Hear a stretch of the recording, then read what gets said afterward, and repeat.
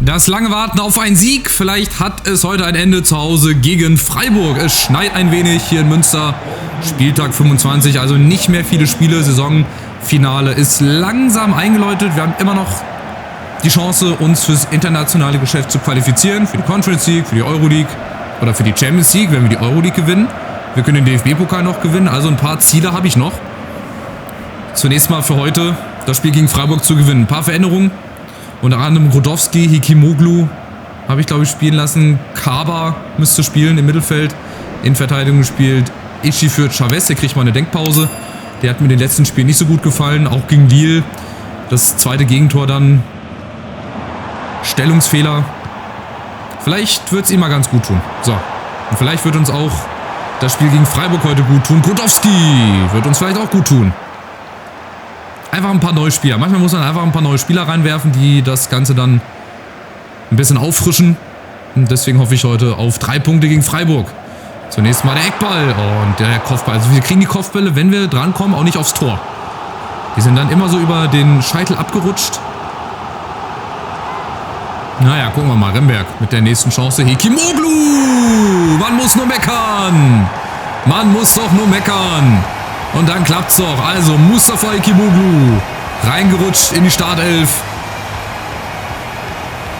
Und die Führung.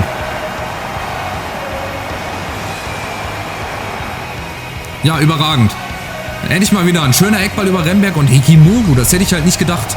Weißt du, mit der Kleinste auf dem Platz setzt sich dagegen 3, 4 Freiburger durch.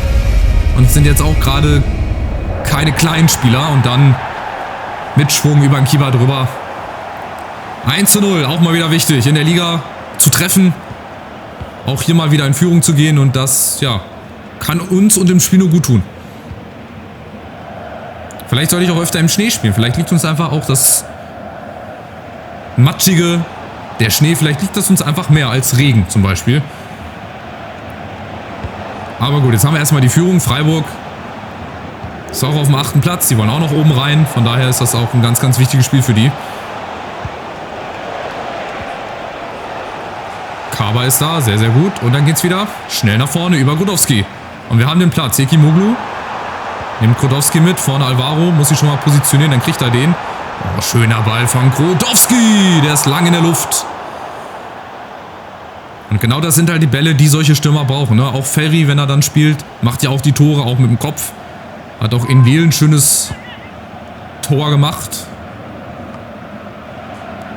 Und die Freiburger sind mit einer Dreierkette unterwegs. Vielleicht kommt uns das halt auch entgegen. Ja? Irgendwie gegen Mannschaften mit Dreierketten spielen wir besser. Habe ich so das Gefühl. Wir sind nämlich schon wieder vorne. Jongwa, Alvaro, schnell gespielt. Grodowski, den kriegt er nicht ganz unter Kontrolle. Aber die Chance wäre da gewesen.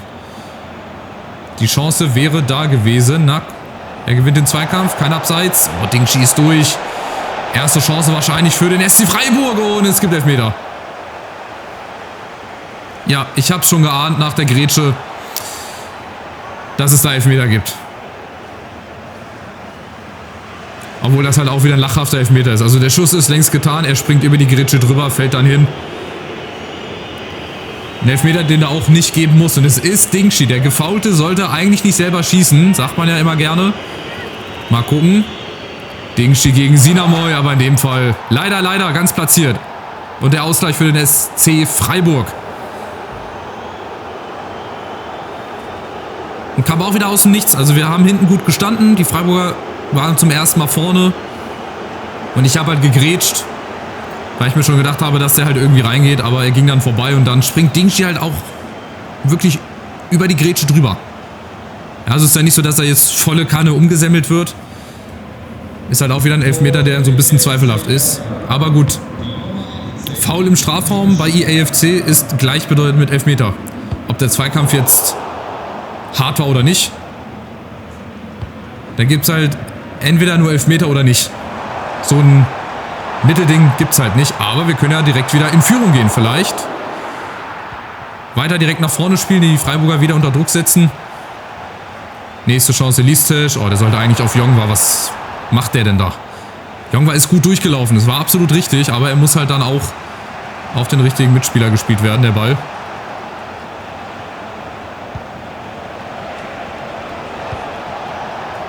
Freiburg ist da über Merlin Röhl. Oh nein, nicht dieser Durchbruch wieder. Er ist da. Atagana kommt auch nicht rein. Achtung.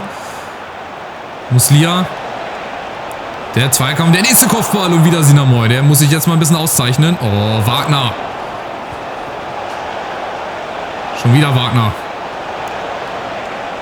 Bei dem häufen sich auch leider die Fehler. Friedrich, Achtung, der hat schon gelb. Nicht, dass er wieder vom Platz fliegt. Das wäre dann der zweite Platzverweis innerhalb von 3 Ligaspielen. Oh, wir müssen verteidigen. Wir kriegen es aber nicht entscheidend verteidigt. Jetzt vielleicht. Wagner und Jongwa gegen Dingchi. Da müsste Jongwa schneller sein. Ist er auch. Bleib im Feld. Lauf nicht ins Aus. Ist nämlich jetzt eine große Chance, hier wieder in Führung zu gehen. Aber wenn er halt auch den Ball nicht in die Mitte spielt. Wenn er den Ball nicht in die Mitte gespielt bekommt, dann kann er auch noch 100 Meter rennen mit dem Ball. Das wird er nix.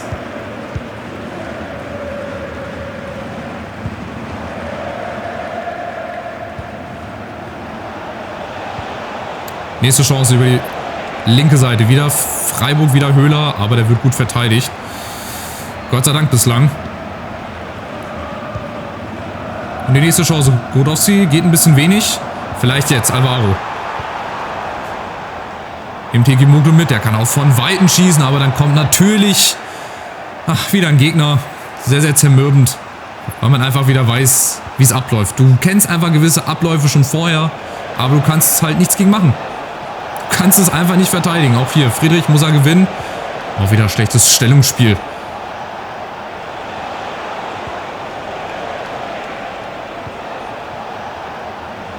Freiburg nimmt großen Anlauf, um wahrscheinlich dann gleich nochmal zu treffen. Aber wir haben die Chancen. Wir müssen einfach nur schnell umschalten. Sagt sich so einfach. Wir müssen einfach nur schnell umschalten. Jongwa über Alvaro. Und vorne... jetzt ist auch noch abseits. Schade. Jetzt hätten wir mal die Chance gehabt, vorne wieder reinzuflanken. Aber es wäre auch erstens keiner da gewesen. Und zweitens, ja, war es halt auch wieder abseits. Nächster Versuch. Alvaro. Schafft halt nicht das, was zum Beispiel ein Tim Kleindienst gegen uns geschafft hat. Sich auch einfach mal den Gegner vom Leib zu halten, sich dann mal umzudrehen. Oder auch einfach mal durch eine einfache Drehung die ganze Verteidigung auszuhebeln. Das schaffen wir halt leider nicht. Das schafft momentan leider niemand unserer Stürmer.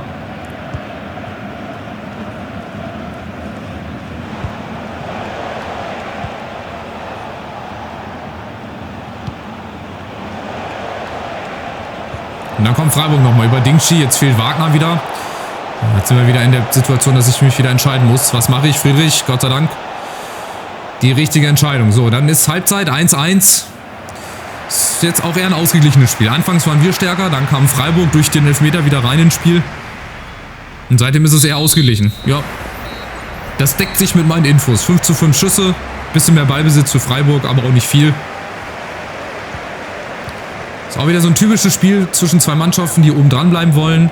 Beide können vielleicht nicht so recht, beide wollen nicht so viel riskieren und dann steht halt am Ende wahrscheinlich wieder ein Unentschieden.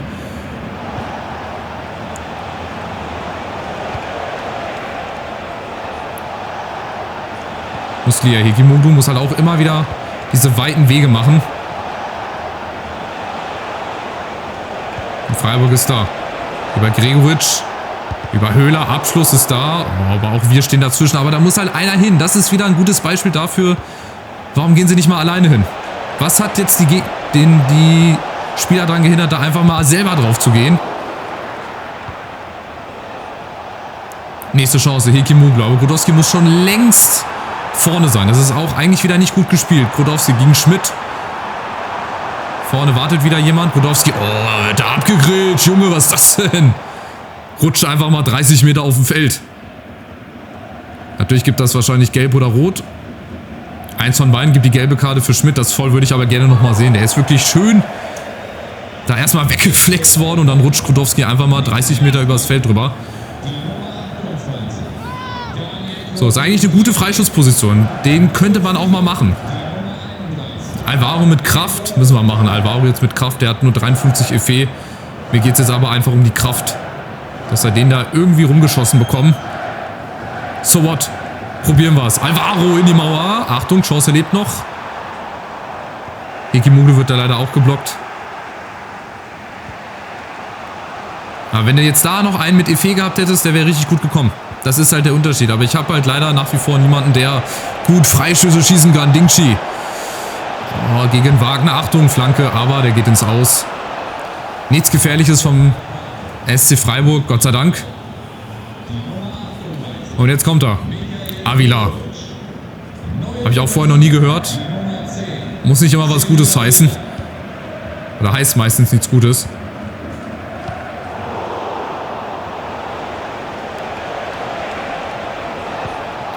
Nächste Chance. Oh, wieder schlechtes Stellungsspiel. Irgendwie haben unsere Verteidiger es nicht so mit dem Stellungsspiel in den letzten Spielen. Achtung, nächste Chance. Egal, ob das Chavez ist. Friedrich in der ersten Halbzeit hatte auch mal 1, 2 Sachen, wo ich mir gedacht habe, okay. Und jetzt sind wir vorne über Alvaro. Rodowski vorne, Hekimoglu, nicht Listesch. Macht die Gewohnheit. Da ist er, Hekimoglu lässt sich fallen. Und die nächste Chance. Nee, Rodowski darf's nicht hingehen. Geh doch einfach nicht hin. Mann, leck mich am Arsch, ey. Ehrlich, ey, sorry, dass ich das so mal sagen muss. Aber er sieht, er kommt aus dem Abseits. Da sind wir wieder bei FC IQ. Dass die KI schlauer wird. Am Arsch wird die schlauer. Ja, wenn er schlau gewesen wäre, wäre er einfach nicht hingegangen. Ich wiederhole, Georg Konstanz sieht sich jetzt dieses Traumtor an. Georg Konstanz, bist du da? Georg Konstanz, 2-1. Aus Frust, einfach mal drauf gewichst aus 50 Metern. Was für ein schönes Tor. Und der Fan, der hoffentlich gerade ausgerufen wurde, der war im Stadion, als dieses Ding hier passiert ist.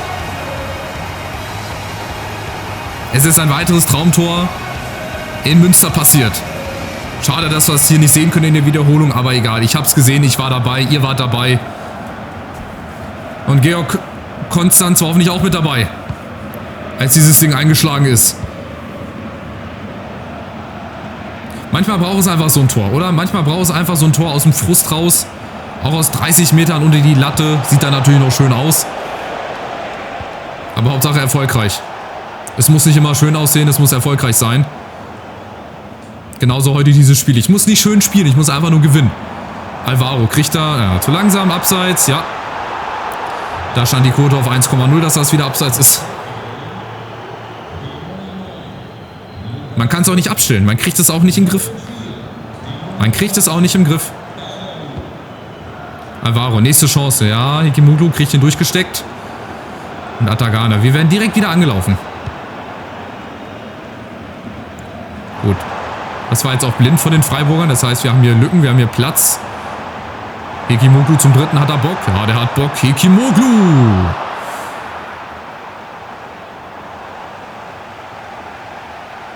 Viertelstunde vor Schluss. Jetzt wird es Zeit, ein bisschen durchzuwechseln. Auch auf Blick mit oder auf Hinsicht des Spiels gegen Lille.